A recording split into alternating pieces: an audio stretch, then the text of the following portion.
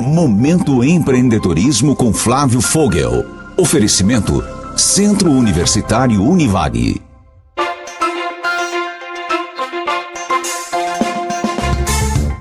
15h08, é hora de falarmos de empreendedorismo. Flávio Fogel, que gentilmente me acompanhou aqui desde a primeira hora do programa, já está aqui. Flávio, mais uma vez, bem-vindo nesse quadro que já é clássico aqui nas quartas-feiras. As pessoas adoram, já fica aqui louca mandando mensagem. E hoje você trouxe uma convidada, por favor. Obrigado, João. Obrigado aos ouvintes. É sempre um prazer estar aqui com vocês toda quarta-feira falando de empreendedorismo. E hoje nós vamos falar de um tema bastante interessante que é sustentabilidade. E para falar sobre isso, né, eu trouxe a professora doutora Pamela Simeone, que é professora do Univag, né, e é especialista no tema. Seja bem-vinda, Pamela. Muito obrigada, professor Flávio. Boa tarde, ouvintes. Boa tarde, João. Obrigada pelo convite. É um prazer. Até para que os nossos ouvintes possam conhecê-la melhor, fica à vontade para se apresentar a eles. Isso, conta um pouco de você para os nossos ouvintes, já que eles estão te vendo e ouvindo nesse momento. Bom, vamos lá. Eu sou graduada e doutora em administração pela Escola Superior de Propaganda e Marketing, recém-doutora, inclusive, né? Há muito tempo estudo o tema de sustentabilidade, tanto aplicado às estratégias empresariais quanto ao comportamento do consumidor, né? Uma vez que as empresas elas respondem às demandas dessas pessoas. Então, desenvolvo aí pesquisas para compreender as tendências que levam as pessoas a mudar seu hábito de compra, seu hábito de organizar a casa, desde as coisas mais simples até aquilo que está envolvido com as empresas, né? Relação com os funcionários das empresas, com a comunidade, com o meio ambiente e assim por diante.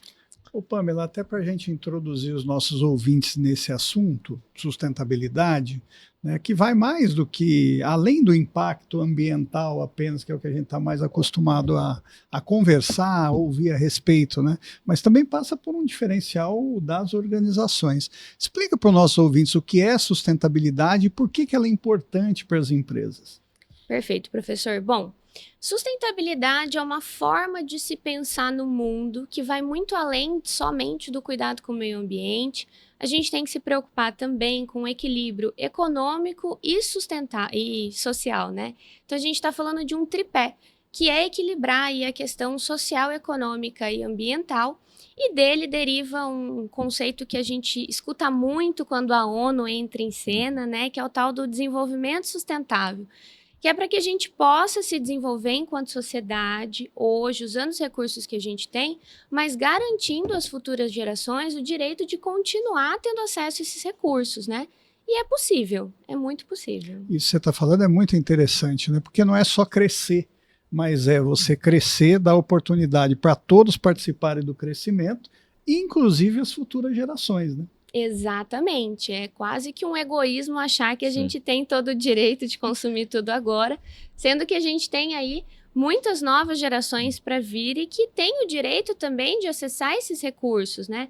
A água, a energia, os alimentos, a terra e assim por diante. Dá para a gente determinar um marco, um tempo, Pamela, de quando a gente começou a passar a ter essa preocupação e por que passamos a ter essas preocupações? É muito interessante, João, porque a sustentabilidade ela foi construída no século passado enquanto forma de se pensar.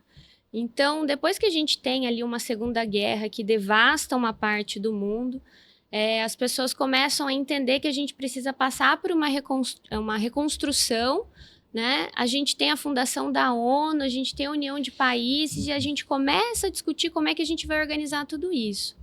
Mas a grande virada vem ali da década de 80 para 90 e a gente tem um marco muito interessante que é a Rio 92, em que surge a pauta da sustentabilidade ligada às empresas, especificamente ao consumo. Então, de que forma, né? A gente tem aí uma imensa produção de lixo, e de lixo eu posso falar um pouquinho agora, né?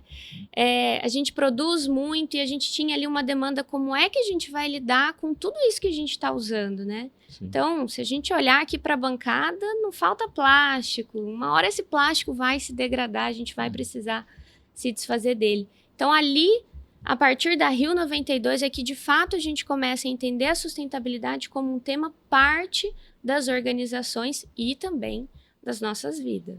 Em contrapartida, a gente tem um mercado extremamente competitivo. Como que a sustentabilidade pode ajudar essas empresas?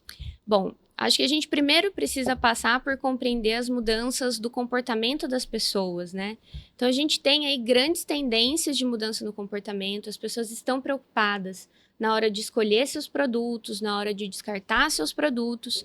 E uma vez que as empresas respondem à demanda do consumidor, essas empresas precisam ter atenção que, se elas não se organizarem, não mais para trabalhar na sustentabilidade da forma filantrópica, né, como a gente sempre escutou, mas também para trabalhar a sustentabilidade dentro da estratégia, ela não vai ter perenidade, porque vai chegar um momento em que a população vai passar a rejeitar os seus produtos, os seus serviços, a sua marca, além de outras questões muito importantes, né, João?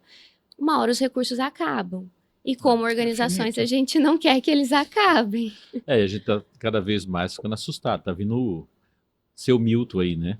Já está incomodando. E eu percebi, um abraço para as meninas da Agro Ligada, esses dias ouvindo elas, falando no campo do agro, vai ter um grande evento público-privado para verificar as classificações já dos agricultores da APES e da área do agro, né? Que já tem alto investimento na questão da sustentabilidade. O mercado de alta rentabilidade já faz essas classificações, né? Exatamente. Então, a gente já tem, inclusive, grandes bancos que estão preocupados com os relatórios de sustentabilidade, com os índices e os indicadores, para dizer, né, como é que eu vou te emprestar um dinheiro se você não está preocupado? Se você tem prática de ESG, que passa por isso, o dinheiro é mais barato. Exato. Né? É efetivamente mais barato o crédito. Exatamente. E as pessoas estão dispostas a pagar mais também. Vou fazer uma pergunta futurista. Eu sei que a resposta ela tem que ser também uma hipótese. O grau de consciência, porque a gente fala muitas, estou falando aqui da empresa, né, mas existe a empresa não existe sem as pessoas, e as pessoas, estando ou não na empresa, têm impacto no planeta. Vindo para cá, eu peguei a chuva, essa chuvinha que veio, né? Miltinho. O Miltinho. Pegamos o Tinho aqui vindo para cá, né? E faz dias que não chove aqui, não tem uma chuva grande, né? E eu passei ali na parte baixa, ali onde sai o córrego do Barbado. E estava vindo a primeira enxurrada. Não era enxurrada, era um caminhão de lixo de plástico que estava rodando. Aquele plástico não foi para a rua sozinho, aquele vai de um em um, né? E a gente olha as grandes cidades, a gente fala muito da questão até das queimadas, e tem um impacto muito grande, porque ela faz a fumaça, sobe, vai para o céu, todo mundo vê. E a gente não olha o chão das cidades, né? A sustentabilidade, a gente vai falar aqui de empresa, é empreendedorismo, né? Mas o cidadão, queria aproveitar esse seu conhecimento, você que fez doutorado nessa área, para a gente falar um pouco de consciência com o cidadão. A gente vai sair um pouquinho, mas acho que é necessário, aqui também é pedagógico. Não, e aí eu vou emendar, assim, essa questão da consciência, né? O quanto você tem notado que isso tem mudado, que os consumidores estão mais conscientes, estão exigindo mais, isso é uma questão geracional, é mudança de geração, trazendo essa modificação de comportamento, como é que você vê isso? Bom, primeiro que a gente vê as coisas baseadas em evidência, né, professor? Então, quando a gente pega... Ciência, exatamente. Então, quando nós pegamos algumas pesquisas feitas com brasileiros de diferentes faixas etárias, de diferentes regiões, classes socioeconômicas, a gente já tem um grande avanço dessa preocupação. Então, recentemente, a gente teve uma pesquisa divulgando que mais de 60% dos brasileiros já se preocupam com as práticas de separação e descarte do lixo, né? É claro, a gente tem, de um outro lado, aí onde entra aquele momento de exibição, né? Onde entra o lado das estruturas que a gente precisa fornecer, porque não adianta eu querer separar o meu lixo, eu jogar o meu lixo, se aquele agente responsável por fazer a coleta seletiva não faz, né? Se a gente não tem ecopontos Não, disponíveis. eu já passei por Sim. isso, num condomínio que eu morava em outra cidade. Separa ali, você separar. A hora que o rapaz ia coletar, jogava tudo junto. na mesma de caixa. novo.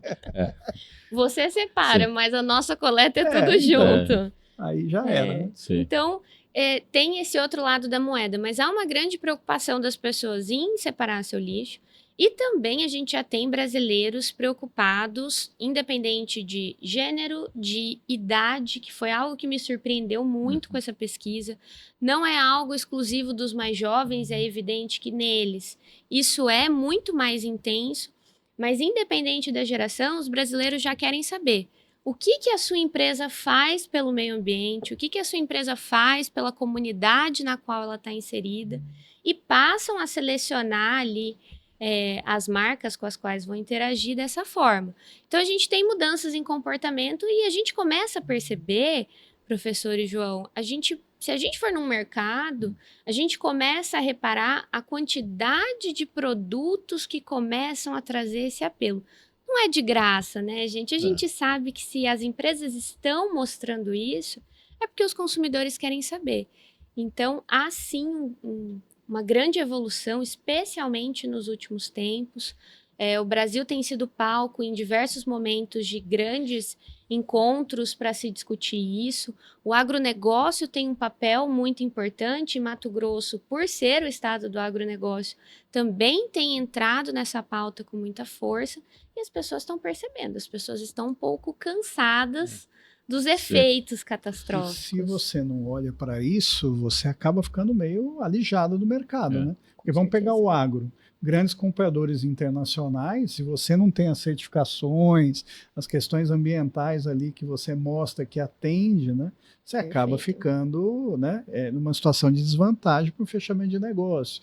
Questão de outros selos, né? Você pega em exportação a questão do trabalho infantil. Então, essas questões que é ligada à sustentabilidade, né, que não é só meio ambiente, tem ficado cada vez mais em voga, né? E como que a empresa pode e deve aproveitar isso, Pamela, no que diz respeito a posicionamento? Bom, a empresa ela pode se aproveitar de muitas formas, inclusive porque no longo prazo já há comprovação científica dizendo que existe uma grande relação entre empresas que trabalham práticas de sustentabilidade e aumento da lucratividade, né? Então, tanto dentro dos seus processos produtivos, de que forma eu posso trazer energias mais renováveis que são, a longo prazo, mais baratas para o negócio, o aproveitamento de água que também, no longo prazo, e isso acho que é a grande diferença, entender que são efeitos de longo prazo. Então, dentro dos processos produtivos, relacionamentos mais saudáveis com a comunidade e com os funcionários, porque funcionários mais engajados tratam melhores os clientes e, dessa forma, trazem clientes mais rentáveis para a empresa também, além de pensar em embalagens que sejam retornáveis ou embalagens que ao menos sejam recicláveis, né? Rastreabilidade do produto, a gente volta para o agro, né?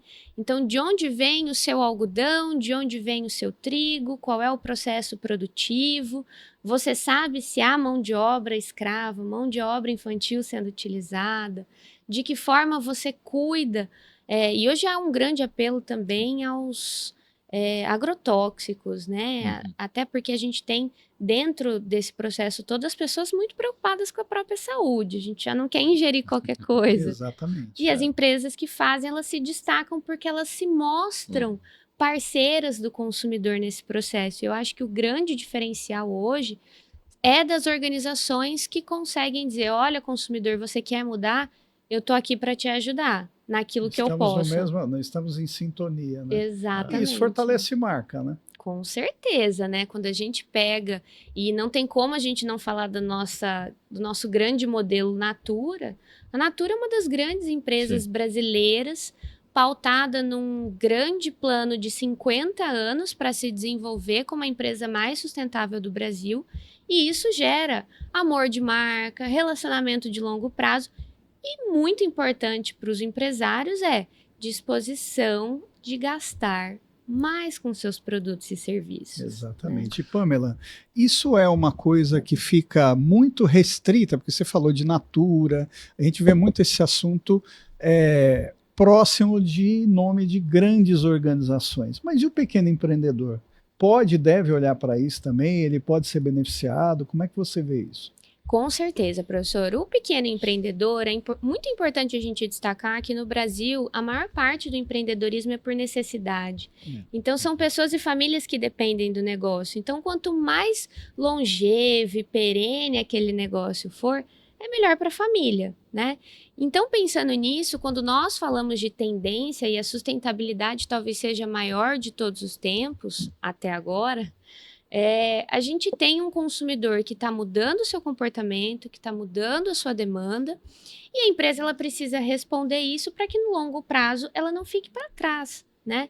Então o pequeno, a gente fala dos grandes, mas o pequeno ele está mais próximo dos seus clientes. Ele tem mais condições de ouvir o que seu cliente quer. Né? Então, a gente está falando da padaria do bairro. E agir até mais rápido, né? E agir muito mais rápido. A resposta dele tende a ser muito mais rápida. Os processos são mais maleáveis, né? Então, à medida que ela tem essa facilidade, ela pode pensar na sua escala, né? Então, eu me lembro do professor Ângelo sempre falando, vamos pensar na materialidade. É evidente que o pequeno... A padaria do bairro, ela vai ter uma dificuldade de transformar os seus processos produtivos como a Natura. Mas o que é dentro ali dos seus processos que você consegue mudar? Então, é modificar a sua energia para uma energia mais renovável, é buscar fornecedores locais. Então, ao invés da gente ir para longe, vamos desenvolver a comunidade local. E a gente tem empresas no Mato Grosso de pequeno porte que estão fazendo isso. Então, isso é muito interessante, porque é você, né, João, sim, considerar o contexto que é a realidade da empresa. Essa é a pergunta que veio aqui da Ângela. Agora, 15 horas e 24 minutos, para quem chegou agora, nós estamos conversando com Pamela Semioni, estamos falando de sustentabilidade dentro da questão do empreendedorismo. A Ângela está perguntando o seguinte, como que faz, por onde começa? E ela citou ali, não vou ler o texto, é um texto longo que eu li agora, vou tentar resumir aqui. Ela diz assim, olha, eu estou num setor, falou qual que é o bairro aqui de Cuiabá, né, onde o serviço público é extremamente precário em todos os sentidos. Ela falou, o meu entorno é complicado. Como que eu poderia, uma microempresa, uma pequena empresa, tem um checklist, tem uma receitinha, vou começar por onde, qual que é o primeiro passo, tem um planejamento para isso, tem consultoria para isso, ela perguntou. Bom, nós temos aí vários caminhos, João. Receita de bolo é um pouco complicado porque depende do segmento, né? E da realidade, e né? Da realidade. Do bairro, de tudo. Sim. Exato. Se a Ângela puder nos contar qual é aí o segmento que ela trabalha, talvez a gente consiga dar algumas respostas mais específicas. Mas assim, eu vou citar um exemplo de uma empresa que ela é muito pequena. Atualmente ela tem 250 assinantes, né? São 250 pessoas que interagem com o serviço dela. Ela faz um serviço de compostagem. Voltando para o serviço público, né? A gente tem aí, infelizmente, uma lacuna muito grande na questão da coleta do lixo, né? Dos resíduos. E o que essa empresa vende é um serviço para coletar os resíduos orgânicos e transformar aquilo em adubo. Ela é pequena, né? Sim. Acho que entra muito no caso da Ângela.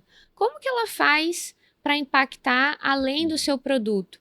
Aquilo que ela gera de agrotóxico, olha só, de insumos orgânicos, ela doa para pequenos agricultores que produzem em torno dela. Então, eu acho que é legal que ela mandou aqui. Ela é da região do Planalto e ela mexe com parte de alimentos. Olha só, olha então... Olha os R's aí em ação para começar. Exato. Sim. Então, implantar um sistema, por exemplo, de compostagem que você possa tanto dar uma destinação adequada para os seus restos alimentares, quanto aproveitar o produto desse processo numa própria horta, né? Então, vamos imaginar um restaurante aqui que passe pelo processo de compostagem, ele pode plantar os seus ingredientes, aproveitar, que é uma tendência, a gente entra em outra lá que o consumidor, ele gosta disso, né? Sim. É importante. E aí a empresa se aproveitar disso para diminuir custo, porque ela passa a ser gestora do seu processo produtivo, por exemplo, de temperos, vamos imaginar aqui, e ela utiliza, ao invés de adubar a terra com qualquer produto, ela vai adubar com um produto produzido a partir dos seus próprios restos alimentares. Então, João, eu diria para a Ângela que assim, começa com aquilo, Ângela, que você pode fazer, o que está ao seu alcance, mesmo que pareça muito pequeno. Não é curto prazo, então, de fato, existe o grande segredo de todas as empresas, que é planejamento, né? E se adequar.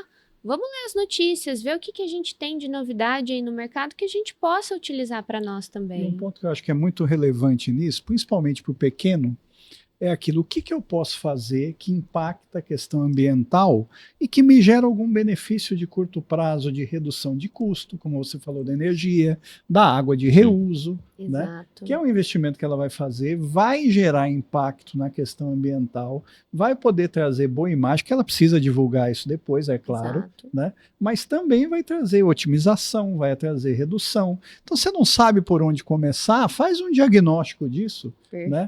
Olha o que você pode fazer que impacta positivamente o meio ambiente, mas que também te traga uma redução de custo, que te traga alguma coisa que seja benéfica ao cotidiano do seu negócio, né? Isso é muito relevante. E sem esquecer do lado social também, né? Exatamente. O que é que você pode fazer por essa comunidade, né? Então, a gente tem alguns exemplos. Tem uma empresa, por exemplo, que é uma padaria, em que ela, na medida do possível, ela passa treinamentos para mães da comunidade de baixa renda para que elas possam produzir pães e vender. Então, isso significa um retorno que você dá para a comunidade, mas ela já teve mães que passaram a trabalhar para ela de mão de obra qualificada a partir dos treinamentos que ela deu e que geram benefício para ela e para a própria empresa. Você pode gerar microprodutores que vão ser seus fornecedores. Perfeito. Né? E olha o seguinte, olha que interessante. No final, o bairro está vendo a sua preocupação com isso, com o social do bairro. Da onde você acha que ele vai comprar? Exato. No bairro vizinho ou de você que é do bairro? Você que está preocupado com a comunidade. Então, essas coisas que a gente precisa se atinar, né, Pamela? Exato. E aí, o bairro passa a ser um defensor da sua marca. Exatamente. Né? Então, olha, João, pode ir lá comprar com ela, porque ela se preocupa com a produção, se preocupa com a sociedade, tá se desenvolvendo o bairro junto com ela. Que é fundamental, da economia, né, cooperativa circular, que é assim, ao comprar no bairro, você está privilegiando o empreendedor do bairro e está fazendo o bairro desenvolver. Toda vez que você sai do seu bairro e vai comprar em outro lugar, o dinheiro não fica no bairro, minha gente. O dinheiro voa, né? A conta não fecha. Adquire uma asa. 15 horas e 30 minutos. Washington, tem um segundo? Tem um minuto ainda? 2 minutos ainda. Uma notícia aqui de utilidade pública. O Lucas está dizendo aqui o seguinte: o sinaleiro no centro, nenhum está funcionando. Perguntando cadê o CEMOB. Então, você que está passando neste momento, tem que passar ali pelo centro da cidade, se puder passar para um outro local, né? O centro, aqui, Lucas, está falando, provavelmente ele está mostrando aqui, deve ser a prainha ali, Getúlio Vargas, Mato Grosso, né? Sinaleiro no centro, nenhum está funcionando. E espero que o pessoal da CEMOB vai lá para ajudar a organizar, que vira uma confusão, e tem alguns motoristas que não são assim tão educados, eles vão e fecham. Em vez de deixar aquele espaço vago, esperar o carro adiantar um pouco para ele avançar, não. Fecha, para tudo, trava tudo, vira uma confusão. E ali eu verifiquei que tem água ainda rodando, né? Choveu bastante na cidade. Então, se você estiver trafegando por essa região, evita. E Lucas, obrigado por passar aqui a informação para a gente, né? Tem uma pergunta do Oswaldo, mas Oswaldo, a sua pergunta é tão importante que eu vou deixar para fazer ela depois do retorno. Ele é entregador, ele fez uma colocação ali muito interessante, que ele é muito preocupado, que ele entrega, tem muita caixa de papelão, muito plástico, uma série de coisas, ele não sabe para onde vai isso. Nós vamos fazer o nosso intervalinho aqui para o Repórter CBN, é bem rapidinho, já voltamos com a pergunta do Oswaldo. Só um minutinho. Estúdio CBN, hoje falando quarta-feira, falando de empreendedorismo, agora às 15 horas e 37 minutos. Estamos aqui com o professor Flávio Fogel e com a doutora Pamela Simeoni. Estamos falando de sustentabilidade. Quando eu fui para o intervalo, o nosso ouvinte, Oswaldo, mandou uma mensagem dizendo o seguinte: eu sou entregador, trabalho numa empresa que entrego. A gente entrega tudo. Mudança, uma série de questões. Ele falou principalmente a questão da mudança. Ele falou, eu fico indignado porque não cabe muito a gente isso. Dá para gente ter noção numa mudança quanta coisa se termina quando chega ali para tirar os móveis, né? É plástico, tem aquele papelão. Só de caixa. Caixa. Aí tem aquele, como que chama aquele negocinho de passar, tirar o nervoso? Plástico bolha. Plástico bolha, né? Ele perguntou, existe alguma coisa para fazer isso? Tem alguma questão que ele poderia levar até a empresa dele para dizer assim, que a gente vai entregar, a gente já faz algum processo? Excelente pergunta, muito boa, pertinente. E eu diria que isso pode se refletir até para os deliveries de restaurante, que a gente teve um boom aí na época da pandemia, né? Existe uma coisa que as empresas têm implementado, que é a tal da logística reversa, né? Então, de que forma aquilo que eu coloco no mundo eu posso trazer de volta para que seja de minha responsabilidade reaproveitar, reutilizar ou reciclar aquilo, né? Então, tem empresas que já trabalham muito com isso, né? Então, você devolve o frasquinho e você ganha um desconto.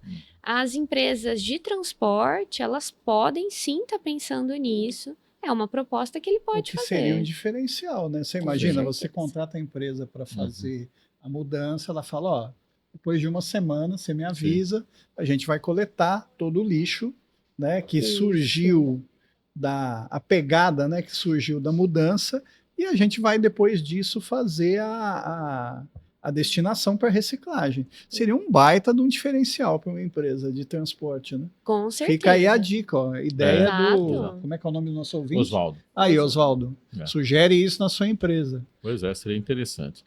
Pamela, vamos falar agora dos desafios. Quais são os maiores desafios para os empreendedores criar um programa de sustentabilidade e mantê-lo a longo prazo? Eu acho que a primeira grande angústia do empreendedor no curto prazo isso vai me trazer o quê? Né? E é natural porque a gente tem aí, como a gente já conversou, um empreendedorismo por necessidade e assim por diante. Então é preciso pensar, primeiro, que é um projeto de longo prazo, né? Segunda coisa é pensar que no longo prazo esse custo ou a minimização dessa lucratividade vai trazer no futuro uma maior lucratividade. Por muitos motivos, né? Quando você adequa os seus processos internos, você reduz custo, você aumenta a disposição do consumidor em gastar mais com você e a promover você de forma orgânica, né? E o orgânico, ele não tem custo para a gente. Exatamente. Né? Tal do boca a boca. E, além de tudo, ele é mais efetivo. A gente está muito mais disposto a comprar de uma empresa quando o nosso colega recomenda. Então, ter esse relacionamento próximo, no longo prazo, vai aumentar a lucratividade também. É o poder do endosso, né? Quando você recomenda, a chance de alguém com a sua recomendação ir lá e comprar o produto ou serviço é muito maior. Com certeza.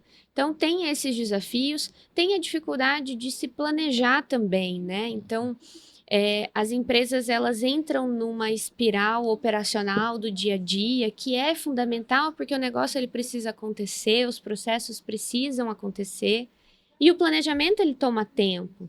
A gente precisa fazer um diagnóstico da realidade, a gente precisa ler notícias, ler pesquisas, entender o que está vindo e pensar dentro da realidade da minha empresa, do meu contexto, né, da minha cidade, do meu bairro, do meu negócio, como eu posso adequar os processos. E aí passa por uma questão que eu acho que a Ângela tinha levantado mais adiante. Onde eu busco esse conhecimento, né?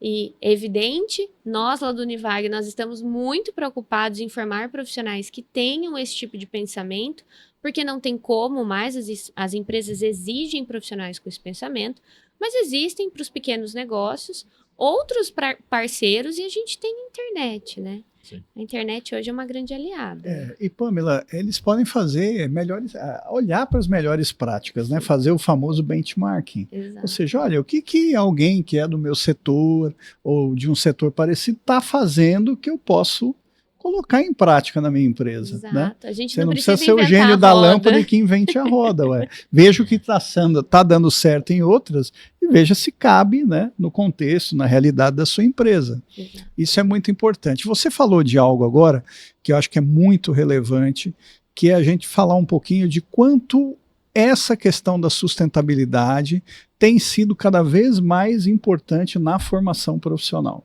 Né?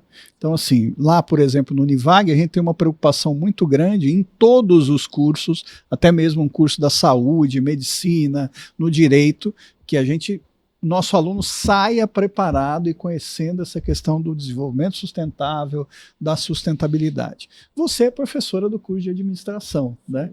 Então, por um administrador, por alguém que faz a gestão, né, e se preocupa e tem como missão, né, a questão do crescimento e sustentabilidade no longo prazo da instituição, como é que você vê isso? Ou seja, como é que você poderia, por exemplo, exemplificar para o nosso ouvinte, a partir do curso de administração do Univag, né, como essa questão é importante e como a gente tem pensado isso lá no nosso curso de administração?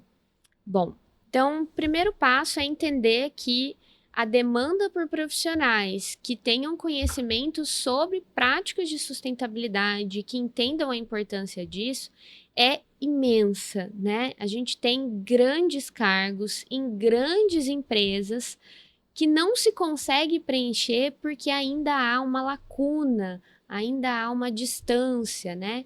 Então, primeiro passo é entender isso. Segunda coisa é entender que a sustentabilidade ela não é mais um projeto de escanteio da empresa. Sim. Ela faz parte da estratégia, né? Então, de que forma a sustentabilidade pode modificar a empresa? Não é a embalagem mudar do plástico para o papelão somente, né? Porque o papelão também é um resíduo. Sim. Então, é pensar de forma estratégica como é que eu vou gerar ganhos para o meu negócio, impactando positivamente o meio ambiente e a sociedade, que a gente também não pode esquecer desse outro tripé, né?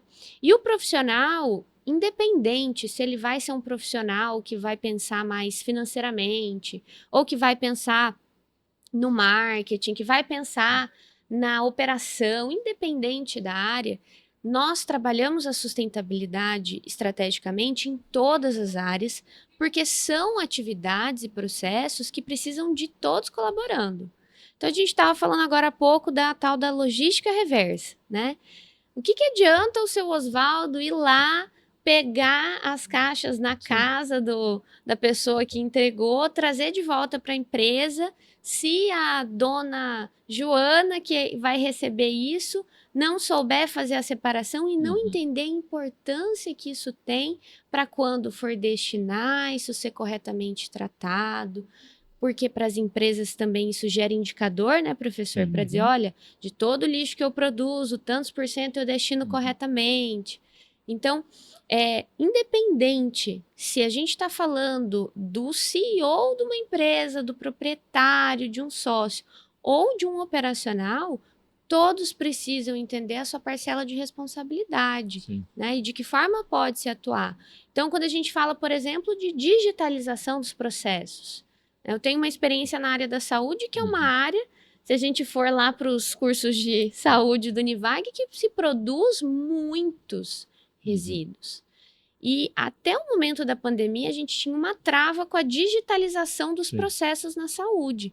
A gente precisou virar a chavinha.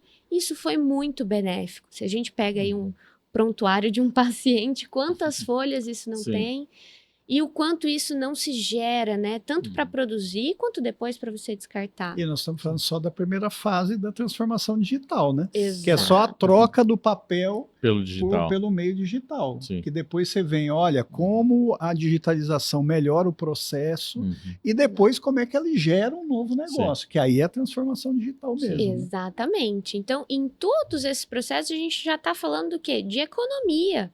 E economia no curto prazo, inclusive. Né? Porque você vai fazer um primeiro investimento, mas muito logo adiante você já vai ter um retorno. Então, o profissional ele precisa ter isso, e dentro do curso de administração, ainda que a gente tenha disciplinas mais específicas, como ciências sociais aplicadas, então a gente vai falar ali sobre desenvolvimento sustentável, ODS, que são os Objetivos de Desenvolvimento Sustentáveis. Nós também trabalhamos a sustentabilidade de forma transversal, em todas as disciplinas. Então, quando eu estou dentro de sala, falando de marketing, né? Hoje mesmo vou lá ministrar a minha aulinha de marketing, falar de relacionamento com o cliente. Sustentabilidade está na maioria das falas. Se a gente vai para administração estratégica, ciências contábeis, a gente já tem o tal do balanço social, né? Balanço ambiental, então está tudo envolvido. Mas eu queria falar da cerejinha do bolo, pode? Claro, pode. Então, sim. a cerejinha do bolo é a aprendizagem baseada em projeto, quando a gente vem dentro dos projetos integradores de planejamento estratégico, de ações empreendedoras inovadoras, de empreendedorismo social, todos esses projetos que a gente trabalha no curso de administração, que é para colocar em prática a teoria em empresas e negócios reais aqui da nossa comunidade, a gente vira para os alunos e pergunta, estrategicamente, o que essa empresa vai fazer para colaborar? Como ela pode ajudar? O que ela vai modificar no seu processo, na sua embalagem, no seu relacionamento com o funcionário, com a comunidade, para que ela esteja atenta a isso? Porque é o futuro. Quais objetivos do desenvolvimento sustentável o seu projeto, né? Impacta. Isso a gente faz em todos os cursos, João. Ou seja, legal. todos os cursos têm aprendizagem baseada em projeto, e obrigatoriamente esses projetos que são práticos e em situações reais têm que impactar pelo menos 2 objetivos de desenvolvimento sustentável. Então o aluno já coloca em prática, né, com essa visão de sustentabilidade. Isso é muito bom.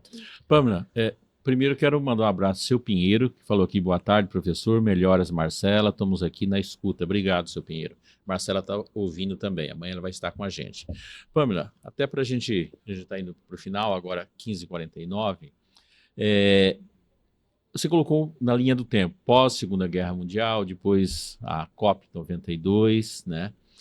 Existe tendências, há possibilidade do empresário que já começou alguma coisa, prever algo para o futuro? Existe alguma tendência de sustentabilidade no futuro? De alguma coisa, de algum caminho a ser seguido? Existem algumas, né? Então, se a gente for destacar aí, por exemplo, a saudabilidade, que é essa grande preocupação que as pessoas hoje têm com a própria saúde. Então, a gente vê um movimento de buscar atividade física, um estilo de vida mais saudável, e uma das vertentes é a alimentação, né? Então, para quem trabalha com isso, é preciso pensar como é que eu modifico... É o seu setor se transformando por conta da sustentabilidade. A gente tem aí uma marca muito interessante que a gente trabalhou na disciplina de marketing semana passada, que ela é uma produtora de ovos e que ela entendeu que as pessoas não querem mais galinhas sofrendo. Né? A gente está falando de uma coisa assim, super banal, é ovo, é galinha... Ovo tem valor agregado? Não tem? E ela foi lá e entendeu que durante anos ela ia transformar o seu processo produtivo. Hoje ela tem uma linha que trabalha só com galinhas livres. Então, as pessoas estão sim. Não é só uma questão de ser vegetariano, vegano, isso entra em outras questões. Mas elas querem saber, o animal que eu vou consumir, ele está sofrendo ou não está? Porque se ele estiver sofrendo, eu não vou comer. Então... Quando vou consumir uma alface, um arroz, um feijão, de onde isso vem? Quem é que está produzindo, né? Então, se é uma agricultura familiar, como é que estão as pessoas envolvidas? Elas estão sofrendo nesse processo? E acaba até tendo uma margem maior, não acaba? Claro, porque as pessoas estão dispostas a pagar mais. Quando a gente vai para os ovos... em média, uma dúzia vai estar ali em torno de 12, 13, e esses costumam custar no mínimo 20, de 20 a 25, não é por dúzia, são 10 ovos. E tem crescido a demanda desse tipo de produto. Tem crescido bastante. Não, e é interessante essa questão da valoração, né, do valor agregado que ela vai... até porque o estágio, né, aí eu vou falar sociologicamente, quando você sai da condição de comer para sobreviver e comer como prazer... você começa a ter valorações de qualidade sobre aquilo, né? Você come conceito, você consome conceito. A alta gastronomia passa muito por isso, né? Ela é uma relação diferente, uma relação de E a conceito. alta gastronomia passou por um momento de gourmetização, mas depois agora está vindo para esse lado da saudabilidade, que é a questão de você querer, olha, eu quero privilegiar os pequenos produtores locais, eu quero produtos que sejam produzidos e organizados de forma responsável, né? Como essa questão das aves que não sofrem, e aí vai. Então essa é uma tendência realmente muito forte. Um dos impactos que eu tive em uma dessas viagens para o Espírito Santo, um abraço para todos os capixaba que estão nos ouvindo, uma cidade antes de Vitória, Venda Nova dos Imigrantes. Tem muitas cantinas italianas. E a gente foi numa cantina comer uma massa, né? E foi surpreendente, porque assim, era uma cantina estilo casa mesmo de fazenda, você entrava nela. Então, quando nós chegamos, fizemos o pedido, o garçom, que também era um dos filhos do proprietário, nos chamou, tirou da mesa, levou até o fundo para mostrar o que eles tinham em termos de plantação. A horta, da onde que saía da horta o produto ali. E aí ficou interessante, porque você associa o que você está comendo à planta que você viu, né? O manjericão que estava lá, a cebolinha que estava ali, a salsinha que estava ali, o que ele tirava, o que estava lá. E na volta passamos pela cozinha para ele contar da onde veio a farinha de trigo, da onde foi plantado aquele trigo, como que era o processo. Não era um processo industrializado, por isso ele ia sair uma massa um pouquinho mais escura, né? Ou seja, se chegar simplesmente a massa daquele jeito, a gente fala assim, nossa, esse macarrão está esquisito. O seu valor seria diferente, né? Quando se passou pelo histórico que chegou, altera o sabor. Sim. Né? E aí eu fiquei imaginando depois, se eu tivesse chegado num restaurante e me oferecesse um macarrão escuro daquele jeito, aquelas manchinhas pretas, eu ia ficar suspeitando daquela massa. Então ali a gente terminou consumindo história. Exato. Né? E todo um processo de valoração. E entra o lado que o consumidor hoje valoriza muito, que é a experiência do consumidor. Exato, a gente vive o mundo do conteúdo, né? Isso é conteúdo, o consumidor consome isso junto com o produto. Legal. Flávio, nós vamos misturar os assuntos, aí a gente volta para a Pâmela para a gente fazer o encerramento. Não falei isso com você, está explicando para o vizinho, para o nosso ouvinte a surpresa. Eu li hoje, na parte da manhã, um artigo de um estudo que está sendo feito, vou preservar o nome da instituição aqui, que eu não tenho autorização para dizer, sobre as universidades no Brasil. E aí surgiu, eles estão discutindo um tema muito importante, com dados muito importantes, que é o seguinte: os cursos das faculdades, que não são cursos de qualidade, curso de AD, uma série de coisas, foi feito um estudo dos últimos 10 anos, eles não mudaram de patamar a vida de quem pagou esses cursos, cursos baratos, tá? Isso tudo. Já são dados, tá? Já existe um banco de dados para isso. Em contrapartida, as faculdades zelosas, com métodos específicos, faz com que as pessoas, mesmo durante o curso, e aqui não estou fazendo publicidade não, gente, o estudo está aí, quem pesquisar agora vai encontrar, tá? Consegue mudar de patamar de vida, ou seja, ele estuda e aquilo vai agregar valores econômicos e sociais para eles, né? E trouxe esse assunto porque a gente tem orgulho de ter a Univag como parceiro da gente, você ter falado sempre dessa questão metodológica da Univag. Então, diante desse tema, que possivelmente vai virar debate em jornal nacional, por aí, porque ele é muito novo, eu queria que você falasse do trabalho de vocês. João, o que você está falando é algo muito importante. Por quê? E não tem a ver muito com modalidade, não, tá? Sim. Você pode... Um curso ruim pode ser presencial à distância. E um curso bom também, né? Tem a ver com isso que você falou agora, com metodologia, com seriedade, com preocupação com uma formação, né, que realmente faça a diferença na vida do estudante. E é o que o Univag busca, né? Nós temos um EAD que é diferenciado, que tem encontro presencial, que tem os professores que dão aula no presencial, dando aula também na educação à distância. E nós privilegiamos a aprendizagem baseada em projetos, que é o quê? É você colocar o aluno de frente para desafios reais do mundo do trabalho e ele vivenciando isso previamente, antes de estar no mercado de trabalho. Então, você o prepara, você ajuda esse estudante a desenvolver competências que vai fazer a diferença depois. Nós temos um número que a gente tem muito orgulho, que é uma pesquisa de egressos que a gente faz anualmente. Então, a nossa última pesquisa de egresso, que pegou os formandos dos últimos 5 anos, o nível de satisfeitos e muito satisfeitos com a qualidade da formação e com a inserção no mercado de trabalho superou a 90%. Então nós ficamos muito felizes. Isso mostra que toda a nossa equipe, né, Sim. gestores, professores, técnicos administrativos, nós estamos conseguindo cumprir a nossa missão, né?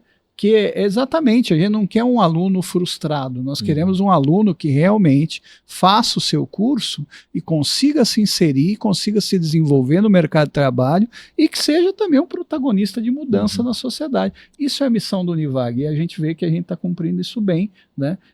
As notas do MEC mostram isso, o nível de satisfação dos nossos estudantes também, né, que é muito alto, muito elevado. Então são um conjunto de indicadores que mostram o quê? Não adianta você fazer uma universidade só para ter um diploma. Sim. Porque o que vai fazer a diferença é o repertório que você tem. E mais do que você ter um repertório, que é importante, um repertório de qualidade, é você saber como utilizar esse repertório. Né? E aí, fazer uma faculdade de qualquer jeito, desculpa, só vai te trazer frustração. Gasta. E o quanto a gente tem pesquisa sobre isso, quantas pessoas nós temos em situação de subemprego. Sim. Com um curso superior, né, Pamela? E numa situação de emprego de ensino médio. Exato. Nada contra o emprego de ensino médio, mas quem faz um curso superior, o que ele ganha quer? Ele mais, quer né? melhorar de vida, né? Tem Você mais busca expectativa. educação para melhorar de vida. Né? Exato. Falando nisso, tem vestibular na Univag? Estamos com vestibular aberto para os cursos digitais. Eu quero dar aqui uma dica, porque o MEC deve mexer aí nessa questão do EAD. Nosso EAD, nós temos vários cursos para quem é do interior, né, que quer fazer um bom curso, por exemplo, de terapia ocupacional, de fonoaudiologia, de educação física, de nutrição.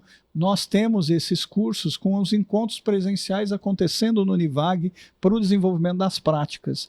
E esses cursos, para quem demanda flexibilidade, que está no interior, lá não tem um curso que da qualidade do Univag, é a oportunidade de fazer agora, porque tudo indica que o MEC vai mexer nisso e talvez nós não tenhamos mais esses cursos. Então, a hora de aproveitar essa oportunidade é agora. Isso eu estou falando do edital dos cursos digitais. Além disso, o edital da medicina está aberto, as inscrições até 17 de outubro. Maravilha. Univag Solidário. Está para acontecer? Muito bom. Pensando no social da empresa, e o Univag leva isso muito a sério, dia 26 de outubro agora vai acontecer mais uma edição do Univag Solidário. O que é isso, João? Todos os cursos do Univag, nossos estudantes, nossos professores, nossos colaboradores se colocam à disposição da população prestando serviço na área da saúde, serviço no assessoramento jurídico, serviço de orientação para currículo, com os cursos de gestão. Então, assim, é uma excelente oportunidade, a população está toda convidada. Univag Solidário acontece no Univag, no dia 26 de outubro, no período da manhã. Vai acontecer no bloco D e na clínica integrada com os atendimentos da saúde. Né? Você que tem necessidade de algum atendimento, né, de alguma assessoria, busque o Univag nesse próximo dia 26. Vai ser um prazer.